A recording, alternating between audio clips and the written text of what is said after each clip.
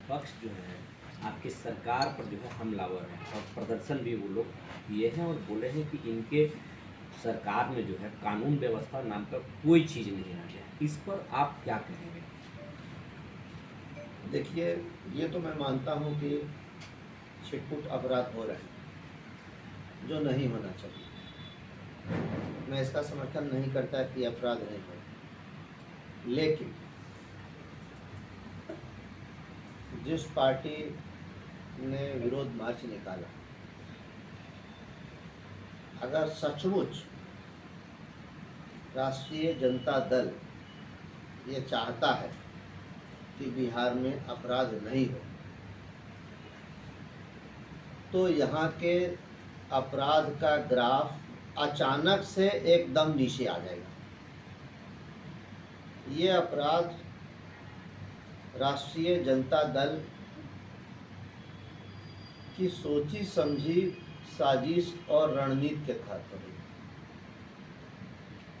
एक तरफ अपराध कराओ, क्योंकि उस पार्टी का कैरेक्टर और चरित्र ही यही है, उस पार्टी का एजेंडा ही यही है, और दूसरी तरफ सरकार को बदनाम भी करो, सरकार को घेरो भी।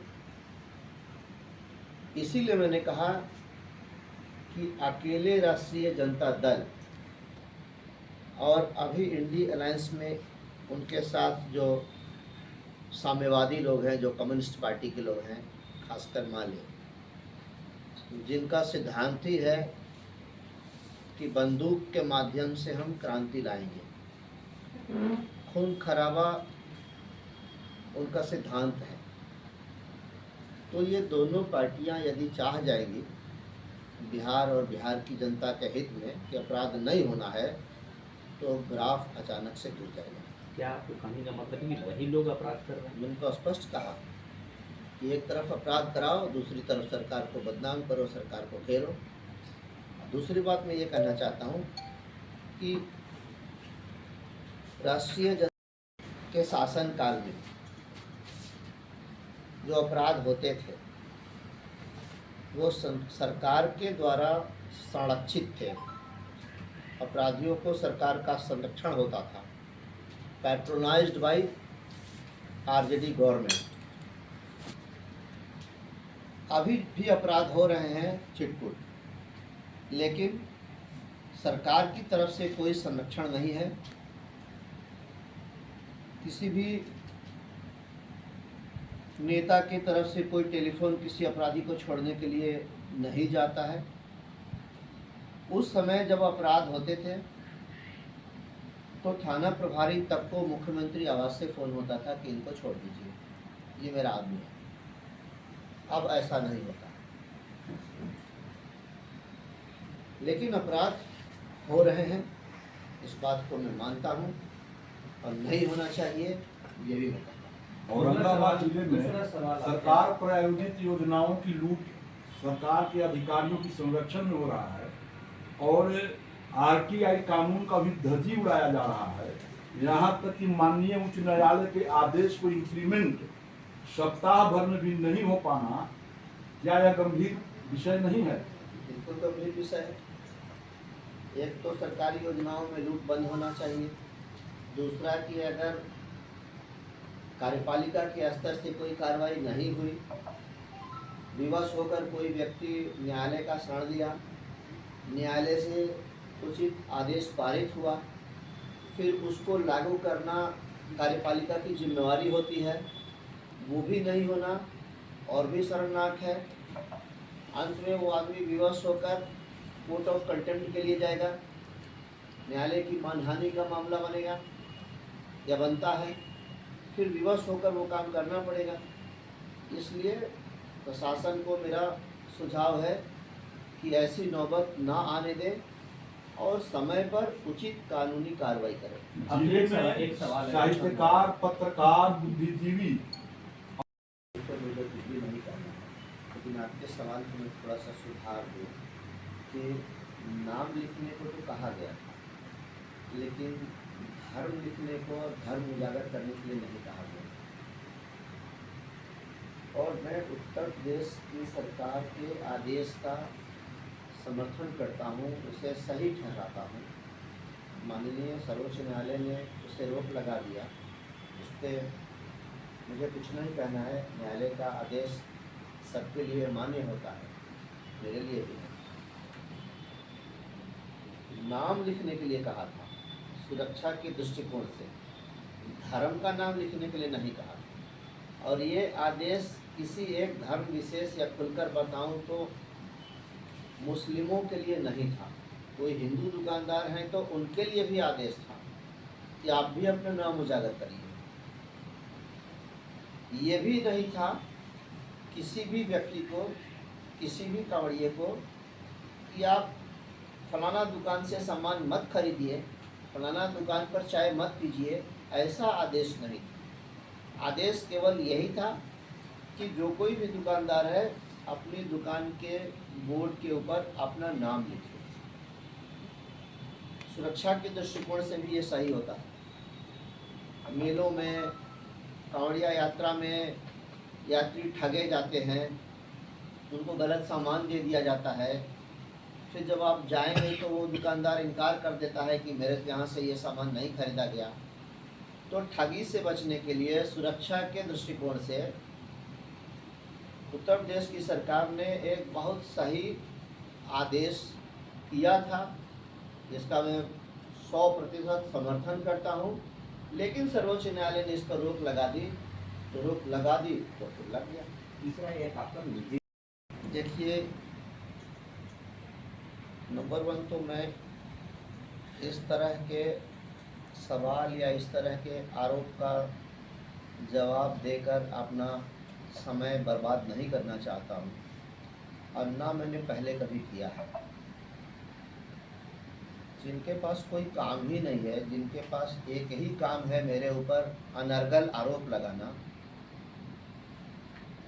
वो लगाते रहते हैं। आज तक मैंने कभी उसका प्रतिकार नहीं किया, कभी उसका जवाब देना उचित नहीं समझा, इसलिए कि उसका जवाब देना समय की बर्बादी थी। और चाहे मैं सांसद रहा या आज की तिथि में सांसद नहीं हूँ, मेरा पूरा का पूरा समय जनता के लिए होता है, जनता की सेवा के लिए होता है, लोगों के काम के लिए होता है। मैं अपना समय, अपनी ऊर्जा यदि इस तरह के आलतू फालतू आरोपों के जवाब में लगाऊं तो अंततः नुकसान किसका होगा? जनता का होगा, जो मैं नहीं चाहता। लेकिन आपने जब पूछा है तो मैं आपको बताऊंगा, इसलिए कि अगर जवाब नहीं दूंगा तो आपको भी लगेगा या हमारी जनता को लगेगा कि कहीं ना कहीं इसमें कोई सच्चाई है, इसलिए इस सवाल से बच रहे हैं या बचना चाहते हैं।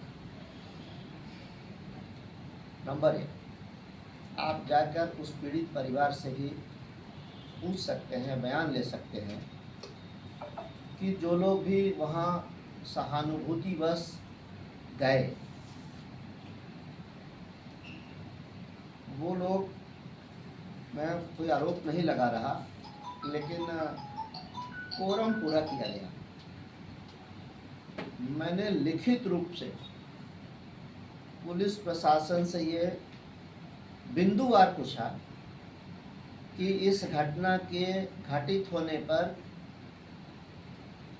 लड़की की मां की शिकायत थाने में देने के बाद क्या कार्रवाई हुई, कौन सी कार्रवाई हुई, कौन कार्रवाई क्यों नहीं हुई। मैंने बिंदुवार 1, 2, 3, 4 करके पूछा। और मेरे ही पत्र पर महानिदेशक पुलिस बिहार ने आईजी मगध रेंज को इस घटना की जांच स्वयं यानी आईजी के स्तर पर करने का आदेश दिया, और आईजी साहब ने इसकी जांच की और सच्चाई सामने आई। तो बहुत लोगों ने इस पर नेतागिरी की, इस पर पॉलिटिक्स बहुत हुआ, लेकिन जो धरातल पर काम होना चाहिए था, लिखित रूप से जिस तरह से सवाल मैंने औरंगाबाद पुलिस से किया और फिर डीजीपी बिहार को लिखा और सच्चाई सामने आई। फिर क्या आधार है ये कहने का कि मेरी मंशा कुछ और थी और हम दिखावे के लिए कर कुछ और रहे थे? हाँ, एक बात महत्वपूर्ण है कि मुद्दालय के पक्ष से, आरोपी के पक्ष से जिनको इंगेज किया गया, मुद्दालय ने, आरोपियों ने जिनको इंगेज किया वो भारतीय जनता पार्टी के जिले के महामंत्री हैं और अधिवक्ता भी। आप जानते ही हैं कि वकालत एक पेशा है। कोई किसी केस को लड़ सकता है, ये उसकी आज़ादी है, ये उसकी इच्छा है, ये उसकी मर्जी है, ये उसकी स्वतंत्रता है। और देश के बड़े बड़े इस तरह से मामले हुए हैं। जब स्वर्गीय इंदिरा जी की हत्या हुई तो हत्यारे की तरफ से कोई न कोई वकील खड़ा हुआ। अगर मेरी याददाश्त सही है तो आदरणीय राम जेठमलानी जी उस पक्ष के वकील थे। राजीव गांधी जी की हत्या हुई तो उसमें भी आरोपी पक्ष से कोई न कोई वकील खड़ा हुआ। यानी वकालत या डॉक्टरी चिकित्सा एक पेशा है। फिर भी मैं ये कह रहा हूँ कि मैंने मुकेश जी को, जब मुझे मालूम हुआ कि मुकेश कुमार सिंह ने आरोपी का वकील होना स्वीकार किया है, तो मैंने उन्हें मना किया कि वकालत एक पेशा है, जरूर मानता हूँ, लेकिन चूंकि आप भारतीय जनता पार्टी के जिले के महामंत्री हैं और मैं भी भारतीय जनता पार्टी से जुड़ा हुआ हूँ, कहीं न कहीं से हमारे जो राजनीतिक विरोधी हैं उसको मेरे से जोड़कर देखेंगे। इसलिए मेरी सलाह है, मेरा सुझाव है कि आप इस केस को मत लड़िए, आप इसके वकील मत बनिए। आप पूछ सकते हैं इनसे, मुकेश जी से। और मैं अभी भी कहता हूँ मीडिया के सामने कि मुकेश जी को कोई और वकील होगा, कोई केस लड़ेगा, उसको ऐसे वकील नहीं मिलेगा।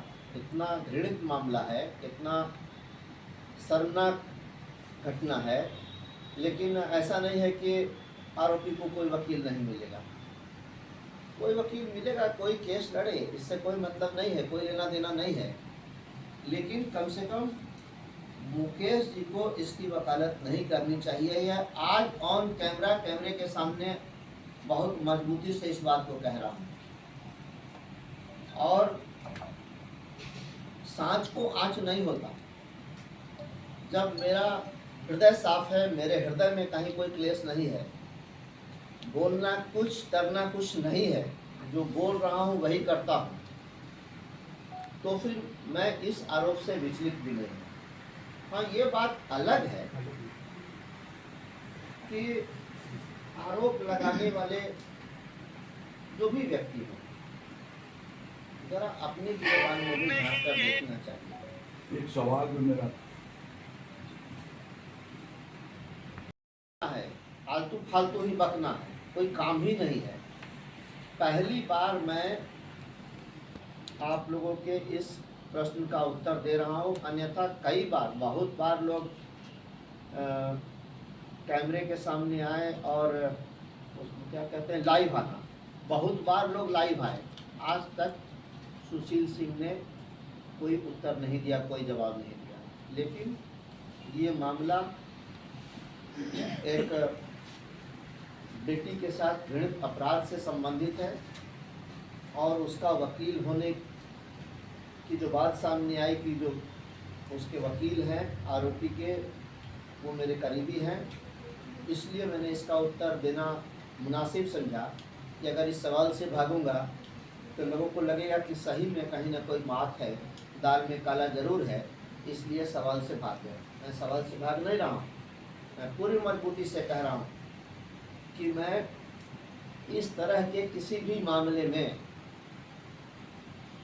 सुशील सिंह के ऊपर, अपनी बेटी छोड़ दीजिए, कोई अगर आरोप लगा देता तो गोली लगा लेना पसंद करता, जिंदा होना मुझे मंजूर नहीं था। लेकिन वैसे लोगों को कोई नैतिक अधिकार नहीं है जिनका कोई चरित्र ही नहीं है। औरंगाबाद किसी भी मामले में अगर उसी की चर्चा होती है, जो व्यक्ति आज सांसद नहीं है, सड़क पर है, आम आदमी है, रोड का राही है, मुझे इस तरह की चर्चा से, ऐसी बातों से, हालांकि यह नरगल है, इसका कोई आधार नहीं होता है, फिर भी मुझे ये ज़रूर लगता है कि अगर किसी की चर्चा होती है, इसका मतलब है कि लोगों के बीच मैं हूँ। भले मैं सांसद नहीं हूँ, लेकिन लोगों के दिल और दिमाग में मैं हूँ। और इसी तरह से मेरा जो संकल्प है जनता सेवा का, मेरा जो धर्म है लोगों की सहायता का, वो निरंतर जारी रहेगा।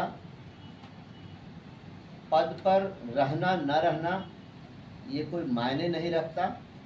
इसलिए जो बात आप कह रहे हैं उसको सिरे से मैं खारिज ही नहीं करता, बल्कि उसका दूर दूर तक कोई संबंध मेरे से नहीं है। जब आपने ये बात कह दी तो इस संदर्भ में एक बात और आपको बताता हूँ।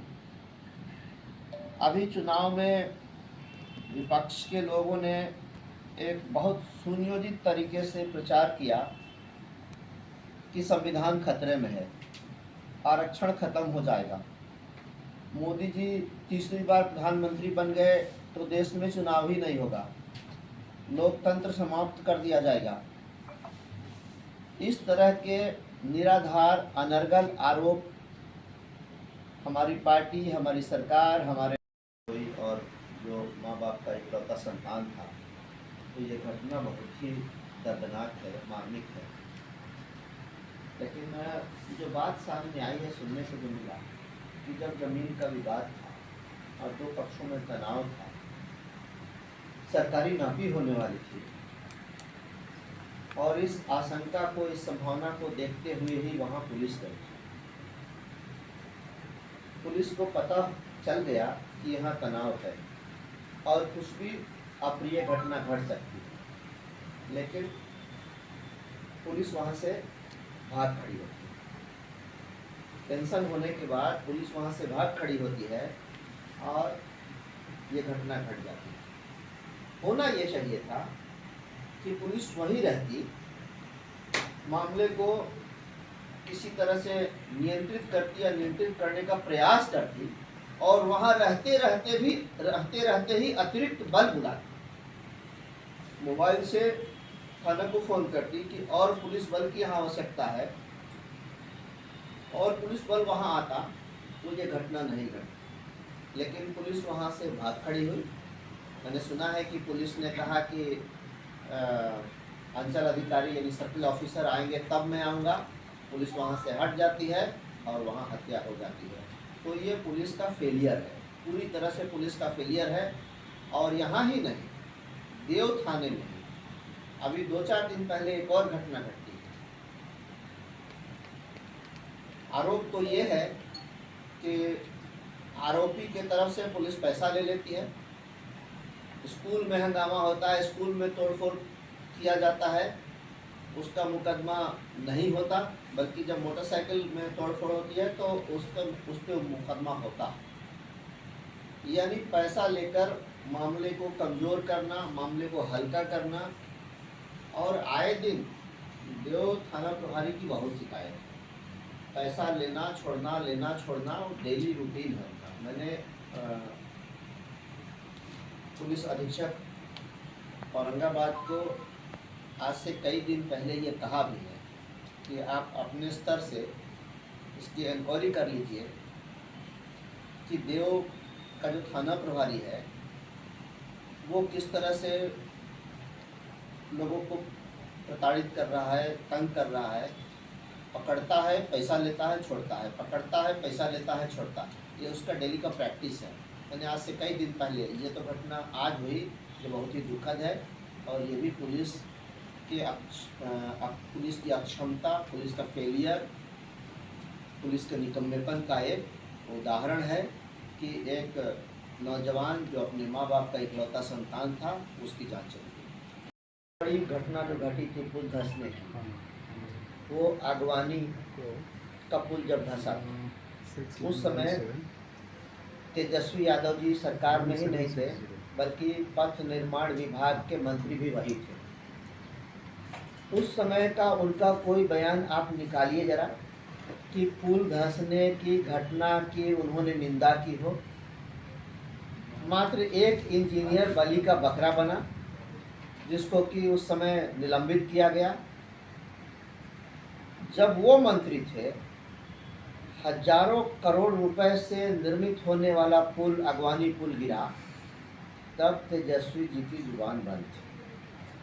और अब चूंकि वो ये समझते हैं कि जनता को कुछ पता नहीं है, मीडिया के लोग कोई रिकॉर्ड नहीं रखते, अगर उनको ये जानकारी होती कि मीडिया के लोगों के पास पीछे का रिकॉर्ड भी होता है, जनता को भी पता होता है, तो नहीं बोलते।